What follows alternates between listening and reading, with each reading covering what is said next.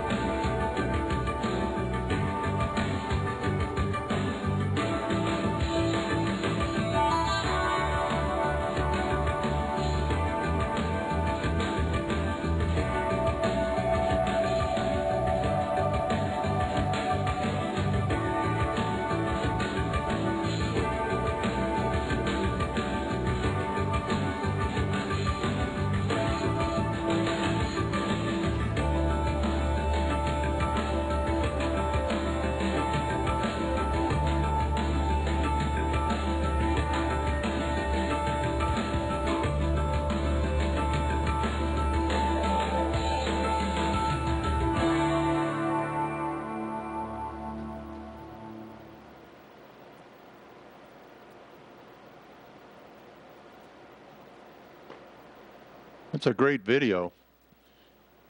First of all, I'd like to say thank you to Mayor Lewis for allowing me to do the introduction this morning. And one thing that you may or may not know, just about 2 years ago, my wife and I traveled to Newtownabbey and renewed our vows for our 25th wedding anniversary. And if you want to meet some really awesome people, they live in Newtownabbey. I don't know about Antrim. We never got over there. I think we were prohibited from going over there, but great place. And I hope Mayor Agnew will talk a little bit about their town hall. It is an amazing facility and what they've done there.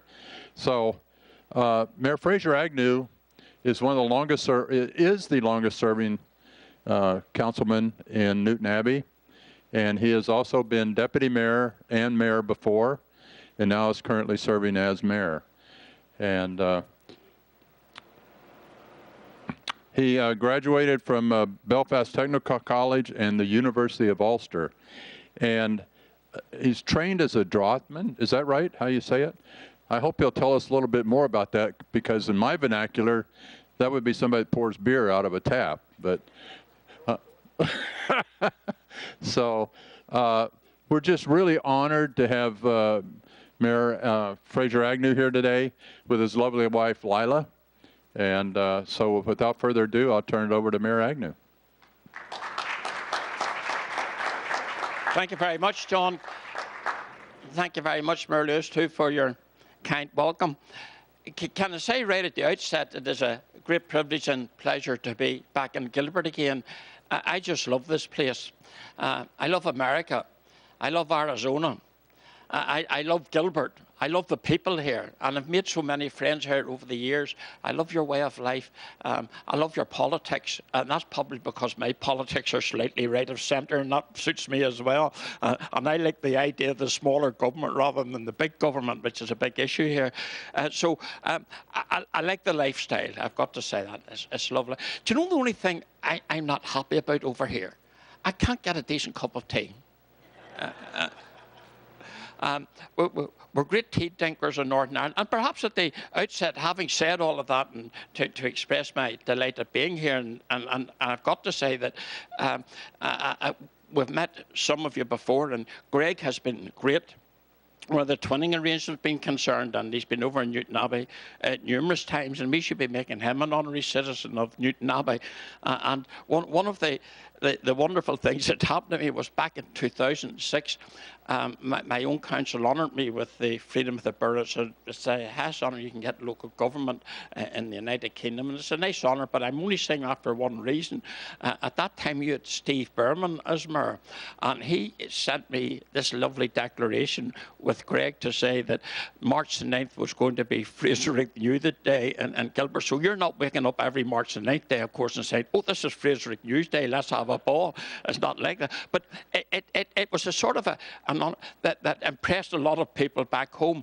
And that little note or that little declaration is one that I treasure greatly, and it'll always remind me of the great people of Gilbert.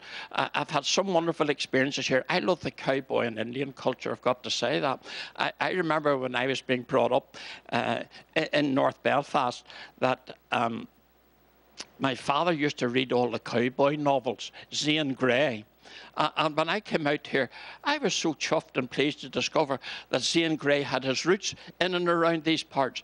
And I remember there was one of you kindly folk came along one day and presented me with one of Zane Grey's old novels. So that's a cherished possession I have in the house, simply because I always remember my father reading those novels. And it's a nice wee reminder of a great father that I had. So I appreciate that as well.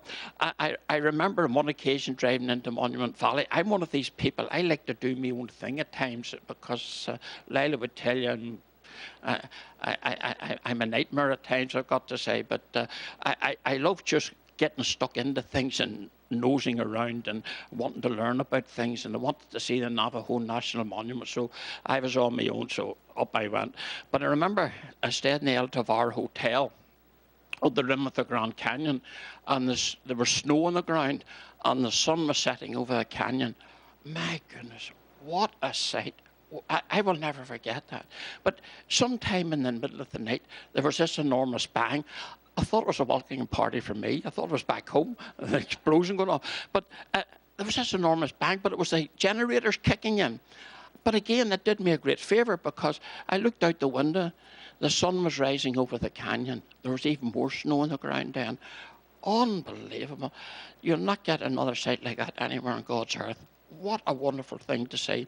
But I then wanted to see Monument Valley, and that was an experience in itself. I drove around towards Monument Valley, and someone down here says, if you go up the Monument Valley, don't stay in any of the hotels outside. Go into Golding's Trading Lodge, and you'll enjoy that. Did I enjoy it? It was wonderful. Captain Nathan Brittle's house that was taken off the set of She Wore a Yellow Ribbon, you know, John Wayne. And, you know, John Wayne has got Ulster roots. His maiden name, his original name is Marion Morrison, and the Morrisons all came out near Toome Bridge, which is going to be part of this new council setup that I'll talk about in a second. So John Wayne would be very much in the mould of an Ulster Scot. But it wasn't just because of John Wayne, it was the fact that, you know, you could relate to that, because we've all seen She Wore a Yellow Ribbon, haven't we? You know, the poignancy with the yellow ribbon still reverberates and still exists in America today. And just to go into that valley, and with the snow on the ground, and it was thick on the ground, and I said, here, I hope there's no cops about. And I had the camera out, and one hand on the steering wheel, another hand with the camera, taking all the scene, going into Monument Valley. And I wasn't going to miss that one. That was a marvellous experience. So I've had all of those tremendous experiences over here, unforgettable experiences. And you know, they're well bred in the psyche of this man, because if one looks back in their lives and say, what were some of their happiest and best moments in your life? I had them over here. Love Tombstone. Wonder why I like Tombstone. The old Tucson film studios. I love those as well. I love all of that. And we're hoping to get down there this week sometime as well. So I love all that, the cowboy and the Indian culture as well. I love the American way of life. You're a wonderful people. And, you know, when we're here in Gilbert, it's very interesting that when we compare the two towns or the two cities, you have your roots with the cowboys, the sod cutters. You have the whole cotton industry as well. You have the railways. We had all of that. And Newtownabbey, you see, was at one time very much a rural part of Belfast.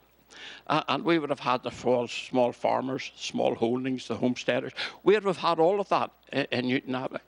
And the mill we have now as our council headquarters was an old linen mill. And it goes right back to the 18th century. In fact, Newtownabbey was inside the existing council boundaries of Newtownabbey.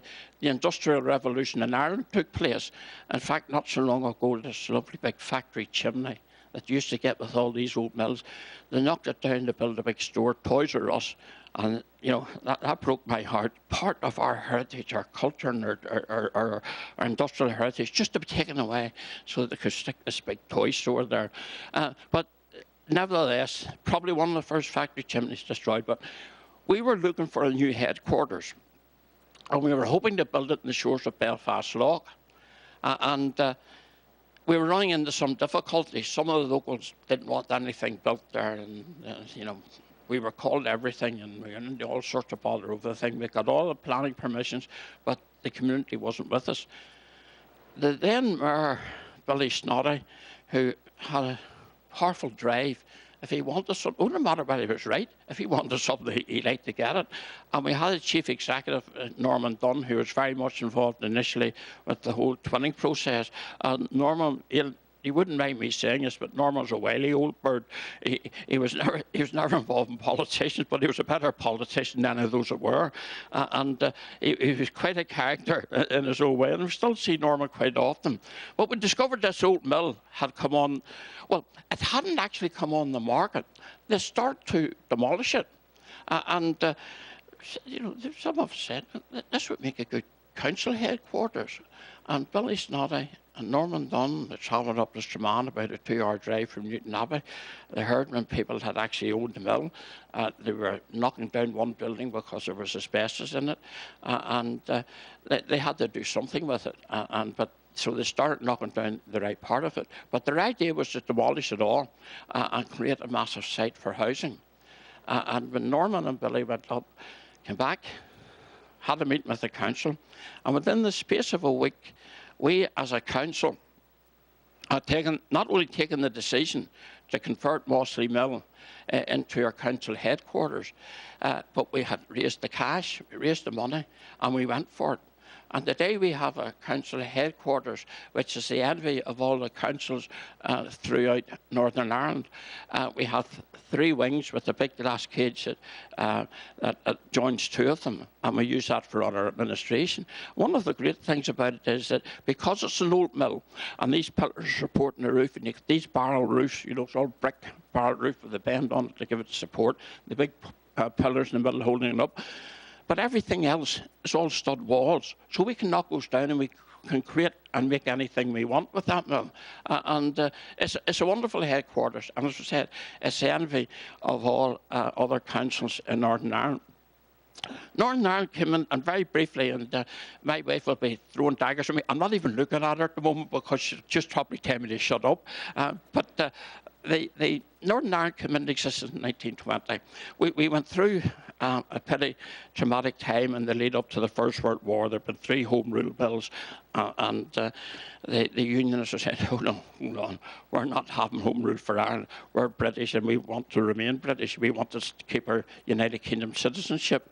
And the war broke out, and all ideas of Home Rule disappeared because of the tremendous sacrifice of the Ulster Division at the Battle of the Somme.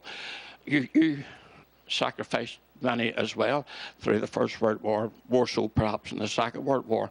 But we had tremendous casualties. And just very, very briefly, because I'll go off on a tangent here, I've been involved in archaeological digs down at Thiepval Wood, and we've restored trenches, First World War trenches. We've found everything and anything, all manner of means of ammunition, hand grenades, shells, gas, found gas. That was a scary thing. We found all of this in the trenches, planted there in the early part of the First World War. But because of just an example just of how horrible that whole thing was, the West Belfast Battalion under a man called Percy Crozier, 700 of them went out at 8 o'clock on the 1st of July 1916. The Derrys had gone out before them at 7:30, and as Crozier's boys went out, they looked to the right and they could just see these dead bodies straddled on the barbed wire. The soldiers hesitated. Crozier told them, "You go forward or I'll shoot you." So they were faced with no alternative.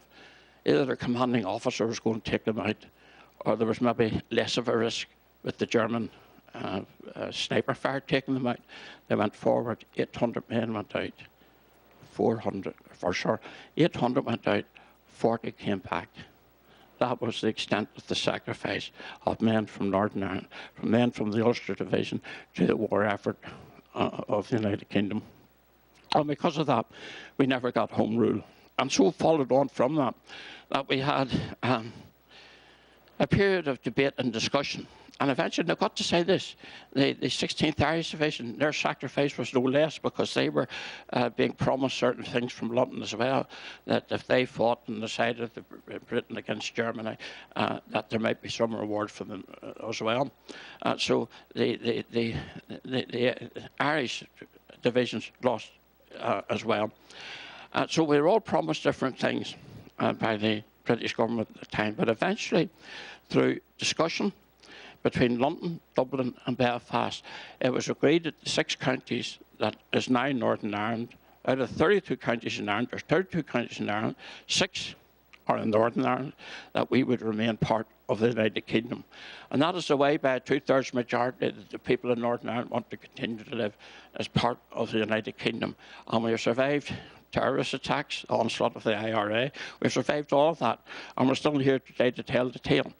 But if we get back to very briefly to the sister cities thing, because it mentions the war effort and purpose, because in 1942, General Eisenhower, well, before 1942, General Eisenhower, of course, was a man who was responsible for the development of the whole sister cities complex. He visited Northern Ireland. During the Second World War, America, basically, through the troops who were there, stationed there, controlled Northern Ireland. And we still have the evidence of that, little bunkers that they dug. And we haven't showed you any of those, Greg. We must show you those the next time you're over. We'll take you down to Scarville and we'll show you some of them that are still remain, where the Americans were very much in force. We had an American Air Force plane that crashed into Cave Hill, where I grew up as a boy, not in the Cave Hill, but down below the Cave Hill. A film was made out of that called The Ring with Shirley MacLaine. That plane was going to an airport that's no longer exists out near Nuts Corner, crashed into the hill, and 11 crewmen were lost their lives. I remember doing an interview with this wee man who'd been a warden. We were doing it for community radio, and he told a story of those American crewmen. There was 11 of them who lost their lives. And I asked the question, you know, you're held on the hill by the Americans for 2 days, 2 nights. How did you survive? And they survived on some of the rations that the Americans had on the plane. And they survived that way for 2 days. But Eisenhower was very much involved. We have a memorial on the grounds of Belfast City Hall where Eisenhower had visited. He was an interesting character, wasn't he? He never liked Field Marshal Montgomery, and the two of them were together in the Second World War, and they were battling to see who was going to be the main man. But the reason I mention that is because it is ironic that here we are, Gilbert, Arizona, Newtownabbey, Northern Ireland, Second World War effort. Eisenhower, the man who developed the whole Sister City program, had been someone who had visited Northern Ireland. So it's right. There's no reason why we shouldn't be all part of the whole Sister City thing. And there's strong American influence even in Northern Ireland today. But last time Greg was over, we brought him down to Carrickfergus, which is just a few miles north of Belfast. And we have there the homestead of one of your former presidents, where his mother and father were brought up. I'm talking, my goodness, his name's gone, Greg. Jackson, Andrew Jackson. We brought him down and showed him where Jackson's mother and father were born. And Jackson, of course, became one of your great presidents. They attribute to him as one of the founding fathers of the Democratic Party. That mightn't be good in these parts, but he was a founding father of the Democratic Party. He's an Ulster Scot. His roots are Northern Ireland. The American Rangers, you all know about the American Rangers, don't you? And many of you know that they were actually established in Northern Ireland during the Second World War. They were the heroes on the D-Day landings, and when they scaled the heights of Pont de Hoc on the Normandy beaches. As I said, they were the heroes on the D-Day land. Carrickfergus brought Greg down and showed him the stone where and where the camp was, where they were actually established. So there you are. Bear that in mind. The American Rangers established in Northern Ireland. We're not a bad wee place, really, you know. So we have those linkages here. So let me go on quickly because my time is probably gone. I haven't dared look at my wife here because I know what she's going to say to me. But my time's probably gone. But very briefly, the reason I went back to say about the establishment of how the Northern Ireland was established is important to let you know that there are actually two nations, if you like, on the island of Ireland. There are those of us who have our roots in Scotland, from the Covenantic battles and the killing times of Scotland in the 17th century. Presbyterian in outlook. My background would be Presbyterian, and very much with the roots in Scotland. In fact, my name, this is another little aside, this is where I get into trouble with people. My name, Agnew, in French, and you have a lot of Agnews out here, by the way. Tempe, Mesa, there's Agnews, and of course one of your former presidents had that name. In French, if you go and look at a French menu, you'll see Dagno, lamb. I'm a wee lamb. Name, isn't that right, Lila? Discussed that. So, the name means lamb in French, but there's many of us, and as I say, my father roots in Scotland. They're quite wealthy. I don't know what happened to me, but they're quite wealthy anyway. But the state was established, and we've had a variety of forms of councils in Northern Ireland. But at present, we have 26 district councils. We have the Northern Ireland Assembly, and we have 17 members of Parliament at Westminster. We have some members in the House of Lords, but they're appointed. But we have 17 members in the House of Parliament at Westminster. We have 108 Assembly members, and we have something like 600 plus councillors throughout Northern Ireland in 26 district councils. So we're over-governed, and really heavily over-governed. And they decided that they would look at local government, and I don't think they've wielded the butcher's knife enough. I have been cutting down the Northern Ireland Assembly because it's over-wieldy, because in order to bring peace to our part of the world, they threw money at it, and that meant bringing minority groups, creating a system of government where minority groups could be brought into the system and elected to government, and that's what they did. In many respects, the peace we have in Northern Ireland today is a false peace. It was based on people being bought through the system of government presented, but that will get me into trouble as well. But we have too much. We're over-governed, there's no question about that. So they're now going to reduce 26 down to 11. There's some of the councils, there's some 3, I think in one instance there's a 4 council. 4 councillors are trying to amalgamate and come together. But if we look back to when we first entered into this twinning arrangement with Gilbert, 1997, 98, correct, with Mayor Bonham, and we had a session down in Miami, and then we signed up for it. And it's been very beneficial, because you see, sometimes we look at these linkages and you say to yourself, what makes them sustainable? And I would say economic development is the sort of thing could help to make them sustainable. We probably have been on the old Eisenhower thing, you know, friendships, and friendships are so important, but try to use that as a means for justifying something that's costing taxpayers' money. And we have looked at the economic development thing. We've had limited success that way. We've had tremendous success on the student exchange program. 44 students have been involved in the student exchange program over some 10 years. We have another program happening at this very moment in time, where we have 2 from Newtownabbey coming out here, I think it's June, and 2 then going back with them. That's been very successful, and a lot of that is all to do with personal development, learning about each other's cultures, way of life. Those are all very important things in life, and so we've been heavily involved in that, and making those friendships so invaluable, broadening one's outlook. And I would have liked to see perhaps, and we've been talking to Greg about this, maybe some way getting something more done on the economic development front, because that would at least those who perhaps are unhappy, I'm thinking of those back home, with a programme that doesn't seem to bring a return in some sort of monetary sense or business sense.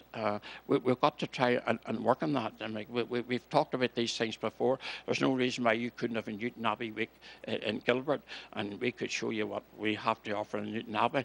We could bring over some of the produce that we produce, stuff from the service industries. You could do something similar, and we come over to Newtownabbey, and we could have a Gilbert week. It's maybe something worth developing our thoughts on. And I know I got some lovely sweets here on one occasion. I was told they were all made in Gilbert. Do they still make the sweets in Gilbert? No, they do. So I mean, those are the sort of things that we can certainly look at.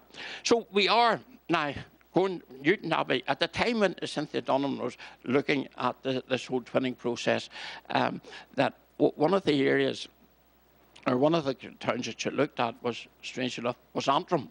And here Newtownabbey is now twinning with Antrim. Antrim has an awful lot to offer. They have a big rate space. They get the rates for the international airport at Aldergrove. They also have part of Loch Ness. I don't know what good Loch Ness is to them, but they have part of Loch Ness. It's the largest freshwater lake in the United Kingdom, and that's part of it as well. There's some shopping centres also. Now, at this moment in time, Antrim are not twinned with anyone, and they had been very keen, I think, in those days, of maybe doing something with Gilbert, but we got in first anyway. So we're going to have a council of something like 135, well, not 135,000 people, 135, representing 135,000 people, something like 40 members. Again, still over-governed. I mean, in your terms, that's over-governance by a mile when you think of what you control and what the powers that you have here, operated by just a handful of people sitting up there. It's not like that with us. And you see, this is where we have this big government mentality back home. And you know, as I said to someone earlier, we need that balance between what you have here and what we have back home. And the amalgamation are going to go ahead. Newtownabbey will still be Newtownabbey. Antrim will still be Antrim, but there will be a new name for the council, and I'm not too sure what that will be. And that's going to be the case throughout Northern Ireland. There's many issues that have got to be sorted. We've got a chief executive designate in place. We're having elections in May, and for what will be a transition council, and then next March it's all go with the new council. And at that time, we have to think up of a new name for that council area. So Lila, you will be delighted to know that I'm going to finish at that point. And certainly I'm happy to answer any questions that any of you might have, or you have any time for any questions. I'm quite happy to answer questions anyway, no problem. Let's do this. There's one person that we also wanted to introduce. Accompanying Mayor Agnew is Mrs. Agnew. Lila, could you come forward? And she doesn't make speeches. Let's get the picture for the tweet and have Captain Sens come up here too. I'll get on this side, and we'll do this picture. This is does he tweet? Okay, he does for me.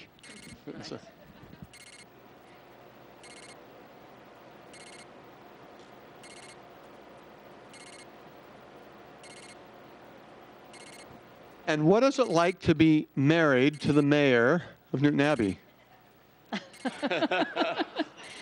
Well, I mean, obviously, I'm enjoying this time. Fraser's been involved in politics for a lot of years. So from we sort of started off our married life, I've been used to him being involved in politics. Being mayoress and sort of obviously accompanying Fraser is very enjoyable, yes, indeed. But it's quite hectic at times, yes, marrying a little bit, yes. Thank you, and thank you for accompanying him. And it's a pleasure to have you here this week. And if there are questions for Mrs. Agnew, we can ask them too. Gail, who's your question for? Well, let's do this. We still have the microphone here, right? You stay back there, and I'll wander. And so here's our first question. Well, Lila, you are called the mayoress, right? So don't you think Lucinda should get that title as well? That was more of a comment. And he does all the work, Gail, and honesty, really. He really is the force behind it. He is the mayor, really. I'm mayoress, really. Yes, it's nice. It's a nice title, but I don't really do an awful lot. I work full time, so therefore, I suppose maybe if I wasn't, but it really is the mayor's job.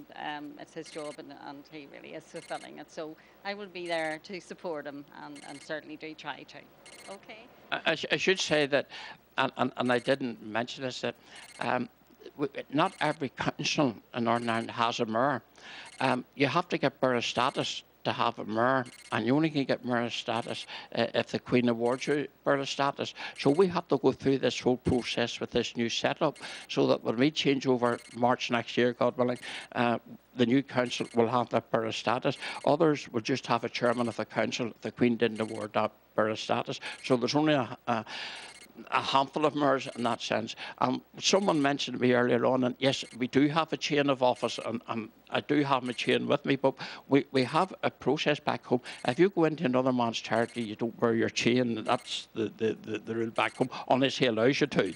And you always have to get permission to wear the chain. But I have my chain with me, and I'll maybe produce it at some time just to let you all see it. And the final comment on that one is that the mayoress has a very important part to play, and Lila has been and I've got to say, that's been a wonderful help to me, and Lila's very good at mixing and talking to people, and that's very necessary when you go out to all of these functions, because we have a civic duty. You're a leader of the council as well as dealing with all the civic aspects of the council. In parts of England, the mayor is elected in the way that you are elected, and they would have a leader of the council who would deal with all the civic duties, or with all the business matters in the council. I think I prefer dealing with all the civic duties, because there's nothing more pleasing or more rewarding than getting involved in things like this, going out, working in the community, talking to people in the community, dealing with all of those situations and getting free of a lot of the politics. And I say that as someone who's been up his eyes in politics since I left school. So, but yes, Leila has been a great help to me and a very, very important part to play in the duty of being a mayoress. Thank you. Other questions? The group here today had pizza before they came in. Do the two of you like pizza? Yes, indeed. Well, yes, we will eat anything. Yeah. And so we need to work on our tea. And have we got any good recommendations of the best tea in Gilbert? Or is that a question, Zach? Okay. I was just wondering, you brought up a lot about economic development. What are some of the main industries in your community? Northern Ireland was famed for its shipbuilding, and we had Harland Wolff, who at one time were the largest shipbuilders in the world, with some 30,000 people employed, and some of the great ships in the world were all built in Belfast. And we lost that industry. I myself started off my career as a draftsman. I was in the Admiralty end of Harland Wolff, and worked on the Fearless. The Fearless was the ship that Ian Smith and Harold Wilson, the Prime Minister of the United Kingdom at the time, had their talks on in the future of Rhodesia. And I know that ship from top to bottom, and I'd worked in that one. I'm actually an architectural draftsman, that is by profession, but I've had all sorts of strange things in my life, like reporting soccer matches for the papers and the media network back home. I prefer that to anything, really. But the industry, yes, shipbuilding was a big one. Now we've got involved in a lot of the technological stuff. We have a lot of call centres back home as well. But the manufacturing base has largely gone. We had foundries, you know, Mackey's foundry sending out machines for making linen all around the world, and all coming from Belfast. That's all gone. And it's sad in a way, because, well, we discovered that people in the Middle East were making the stuff cheaper. You probably found that as well. So the manufacturing base is by and large gone, and we're relying a lot on the new technological innovations that are there. But employment, generally speaking, in Northern Ireland is around about 5-6% at the moment. There's parts of the United Kingdom an awful lot worse than that. But I think getting that good, strong Indigenous workforce involved in producing stuff within their own community is a sure way of ensuring that you've got a strong economy in the future. This whole notion that, and we've gone through this, where you go and get a big employer and, you know, 5,000 jobs. We had this with the DeLorean. Do you remember the DeLorean car? They came in and all these jobs all under one roof. There's nothing, what the concept was brilliant. DeLorean himself was a problem, I think. But the car, as an engineer, and that car was an amazing thing in the collector's piece. But the mistake there, you see, was get thousands of jobs all under one roof. The problem with that, of course, is those thousands, that company goes, those thousands of jobs are lost. And I believe it's small is beautiful. And if you can have those jobs, you know, 5,000 jobs scattered throughout what, maybe 100 companies, 2 or 3 of them fail. You still got most of those people in a job. They're all under one roof. It goes, they're all lost. So we haven't concentrated enough on that, but yet they put big money in to establishing companies like DeLorean and lost millions. And yet the smaller fella who's got a stake in the community is totally ignored, and by putting more money into that small development, and we're talking about entrepreneurs and people with good ideas, skills at developing those ideas, yes, that would be important.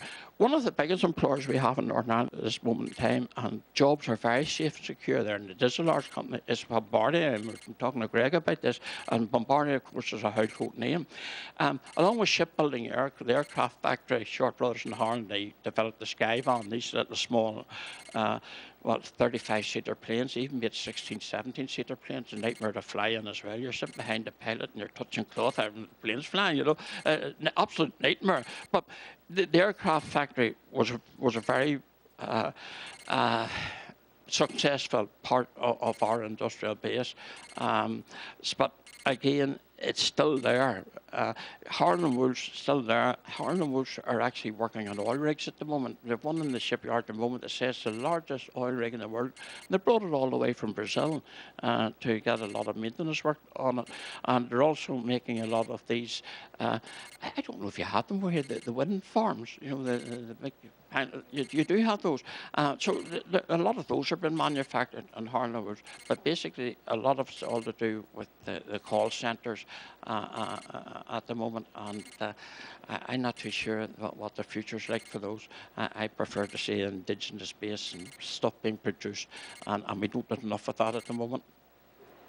Thank you. I have sort of a rambling question. A bit like my talk.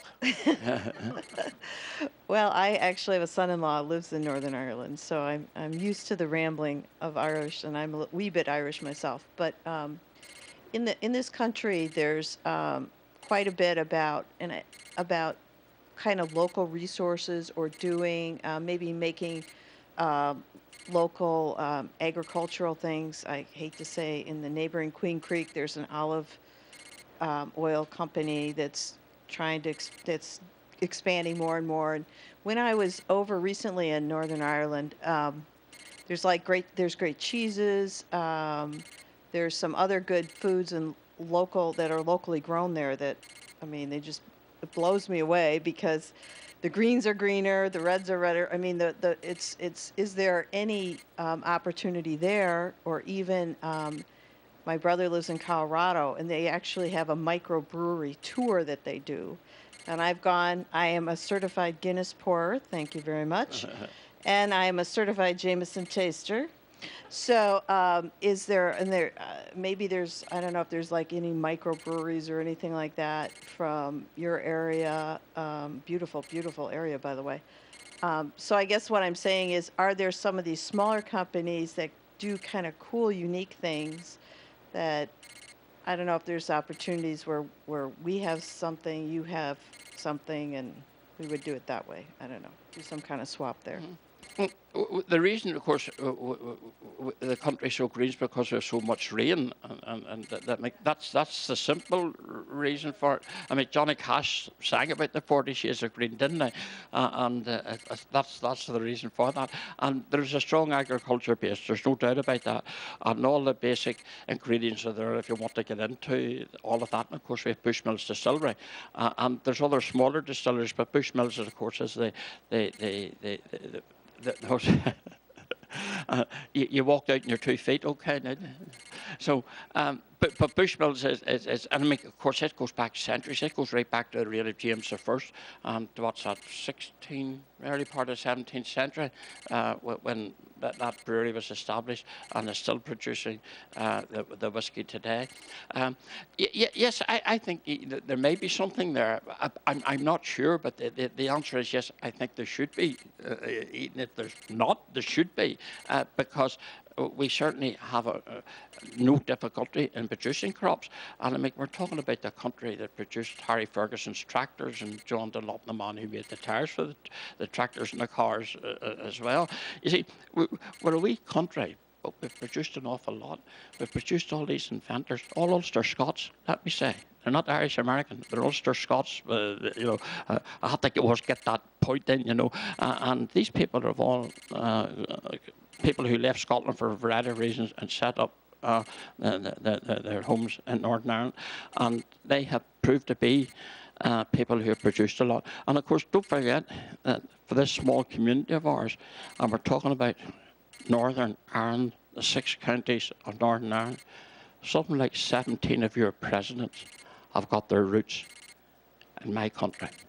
17. Think about it. It's powerful, isn't it?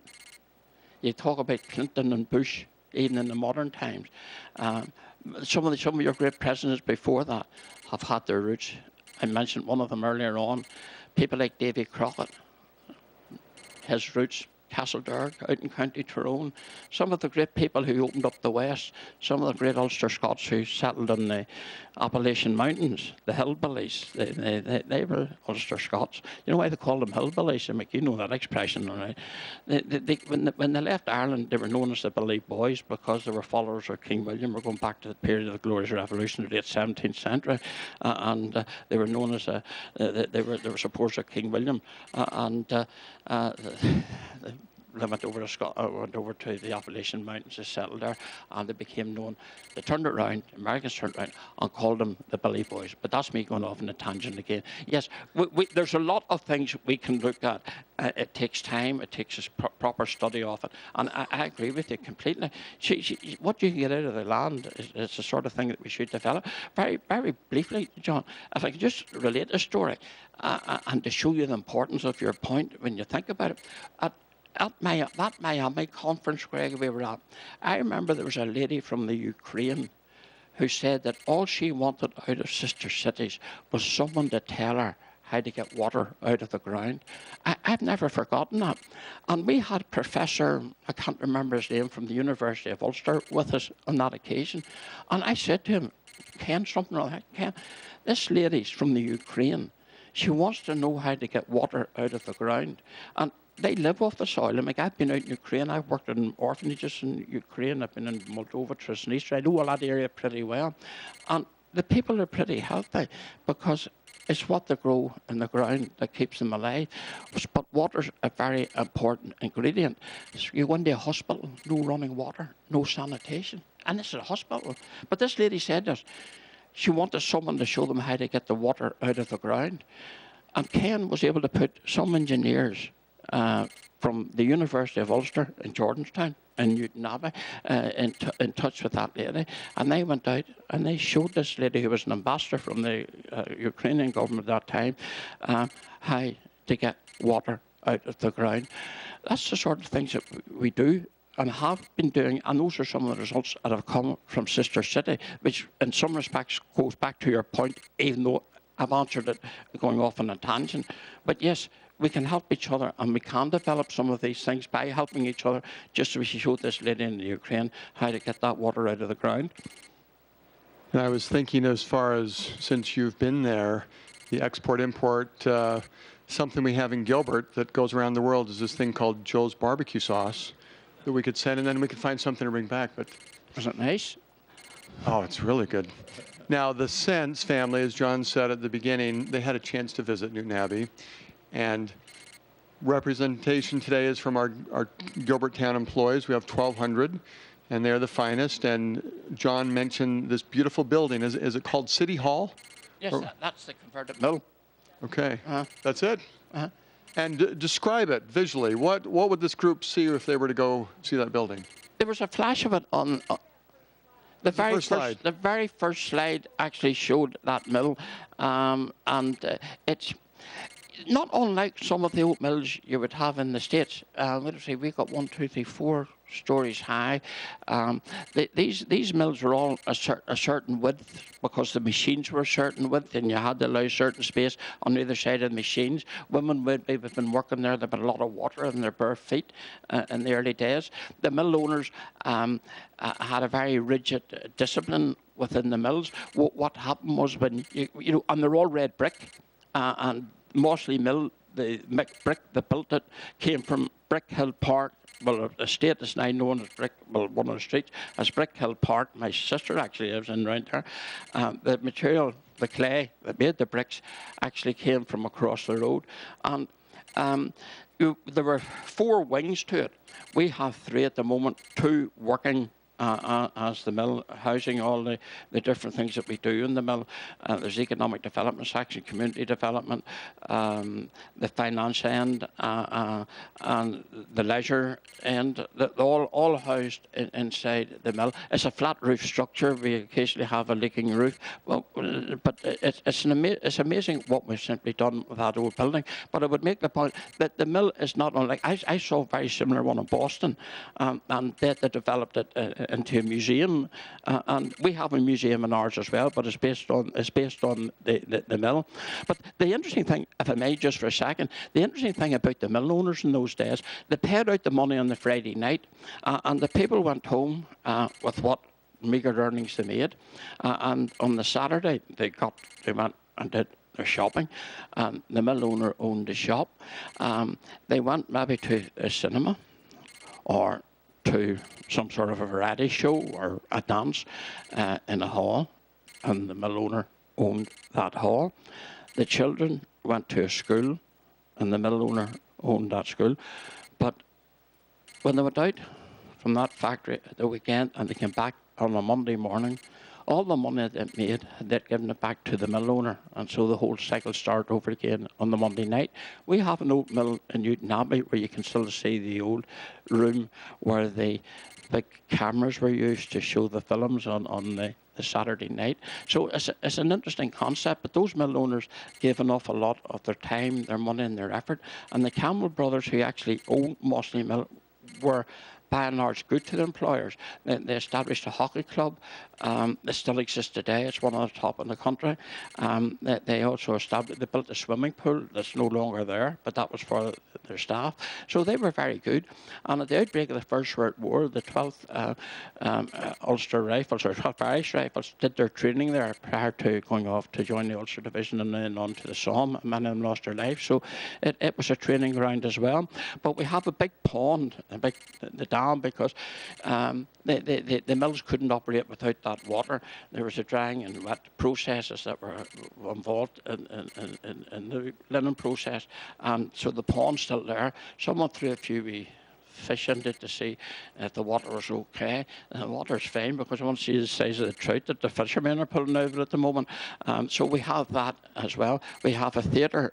I mentioned earlier on about the building that had the asbestos and it had to be demolished. We've built a theatre there, and it's been very successful. We have a Newtownabbey way where you can walk. You can nearly walk all the way to Belfast. You may have one or two main roads across, but if you can get across those main roads, you can actually walk all the way into Belfast on that Newtownabbey way. It starts at, well, it doesn't start at Corrs Corner, comes down through Mossley Mill, and the nicest part of it's at Mossley Mill. And incidentally, if I may, sorry I'm taking up all your time. You don't mind anyway, because it's eating into your work time, isn't it? but we had this idea that because this is the 100th anniversary of the outbreak of the First World War, that we should have, we should do something to commemorate that and remember the First World War. And because of my involvement out in France and working in the old trenches and developing them and maintaining them, and as something that people can see, not to glorify war by any stretch of the imagination. It's important that we learn the lessons of war. We never do anyway, but at least we can let our children see this is the conditions, this is what it was all about.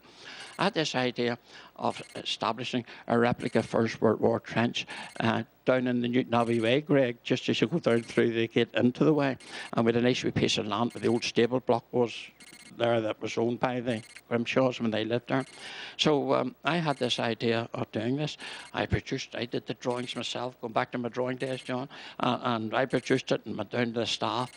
Now, I don't know about you, but you see, when you're working for a local authority, the hoops you have to jump through at times to get things done, it's dreadful. Would you agree? Yeah, well, he's being political here. No, the hoops you have to jump through at times is dreadful. So I came up with a whole idea. First World War trench, and I said, you put up a few steps there, and you bring the kids down, you can tell them that's a sump, that's how they drain the water, there's a firing step there. The back wall of the trench is a bit higher than the front wall. In case a shell come over, you've got a bit of a buffer against it, and there's a bit of a bend in the trench, and the reason the bends are, if the Germans get down in it, you're cutting down the straight line fire, and if a shell lands in the trench again, you're cutting down the straight line explosion. All that sort of stuff. And here then the staff come up with this idea, and I looked at it. I said, "What? Disabled access? This is a First World War trench. We're designing here as a part of a memorial garden. First World War. disabled access. Absolutely crazy. And they were going to widen it as well. So I said, hey, no, forget about that. That's not what it's about. No, we'll just put a fence around and we'll put a viewing spot and we'll tell them what it's all about. So we're going ahead and doing it. And I got the council behind that. So I don't know what prompted that. Oh, you were asking about the bill. You're asking about the bill. Yeah. No, it's no different from mills. You would have had similar sort of mill buildings over here in the States, certainly in and around the whole Boston area and down the East Coast. You would have had very similar. The brick, I think it's 4 stories high, they usually were, and they were all of a similar site. The windows were all of a similar size and design. Everything about them the same. And you had the little bit that set out was the toilets as well. And it's strange, you get this red block paper wall and then this little bit sits out beyond it. So there you are. Well, beautiful. And I think we have an open invitation to go visit it and take a look at ourselves. On behalf of our team members here, this is our team Gilbert, we thank you for coming. The Agnews have a few other places to go.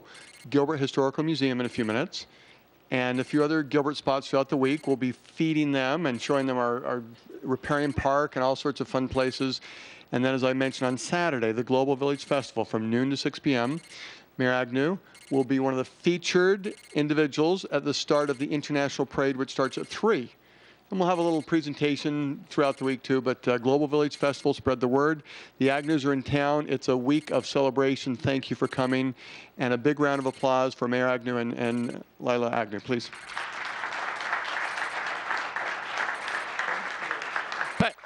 Thank you all very much, Mayor, and for being so tolerant of me. You know, I was trying to get duck and weave to get out of the way, the chairs flying at me or something like that. And you were very tolerant, very patient, and I certainly appreciate you coming along here this morning. And I hope you got a little something out of it anyway, despite all the waffle. So thank you all very much for coming along. I've enjoyed my time with you this morning, as I always do with people at Gilbert. God bless you all. Thank you.